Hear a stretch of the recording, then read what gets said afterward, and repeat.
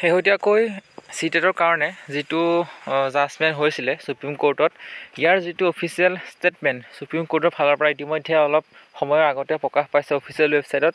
আমি গোটেইটো ডাউনলোড কৰি আমি যি এনালাইচিছ কৰিলোঁ, সেই এনালাইচিছ আপোনালোকক থুলমূলকৈ ক'ম কি আচলতে লিখা আছে, একচুৱেলি কি হৈছে। একেবাৰে শেষলৈকে চাই থাকিব। নতুনকৈ আহিছে যদি আমাৰ সৈতে কানেক্ট হৈ থাকিব, ছাবস্ক্ৰাইব কৰি আৰু ভিডিঅ'টো লাইক এটা কৰি দিব, লগতে লগৰ বন্ধু বান্ধৱীৰ সৈতে শ্বেয়াৰ কৰি দিব। কাৰণ এই যিটো অফিচিয়েল জাজমেণ্ট, সেই অফিচিয়েল জাজমেণ্টৰ কাৰণে বহুতে আচলতে ৱেইট কৰি থাকে, তেওঁলোকক অফিচিয়েল জাজমেণ্টটো লাগে আচলতে কি উল্লেখ কৰা আছে।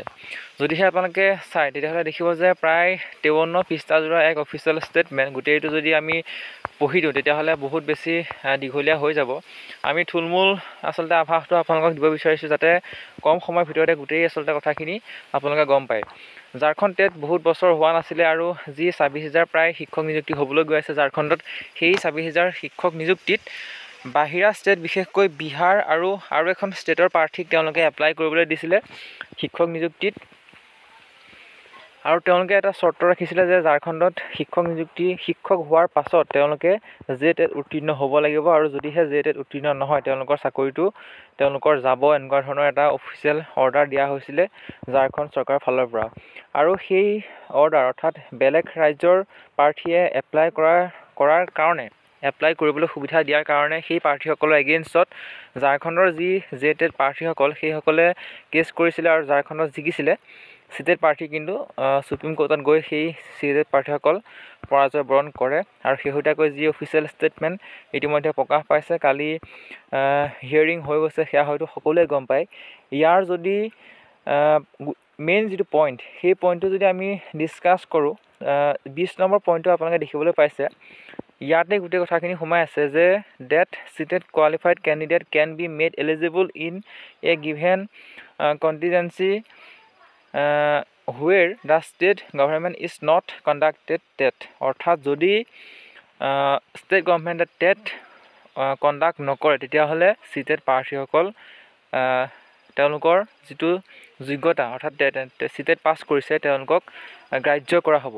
বাট when the contingency does not exist, there is no' occasion to make central TET candidate eligible or to allow those candidate who have obtain TET certificate from central government or other state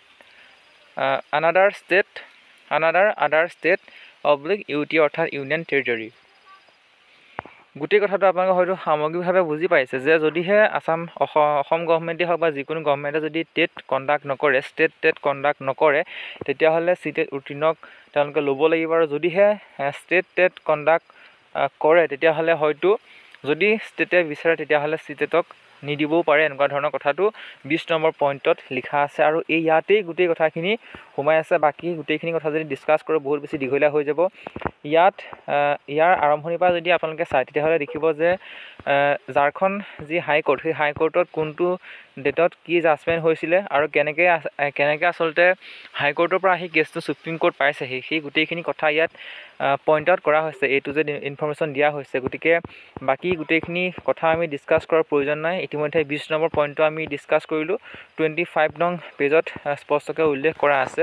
ইয়াৰ পৰা গম পোৱা গৈছে যে upcoming যি 4,500 বা 5,500 চিটেট প্ৰাৰ্থীসকলৰ কাৰণে কোনো ধৰণৰ অসুবিধা নাই, সেইটো আমি আপোনালোকক জনাইছোঁ ইয়াৰ আগতেও।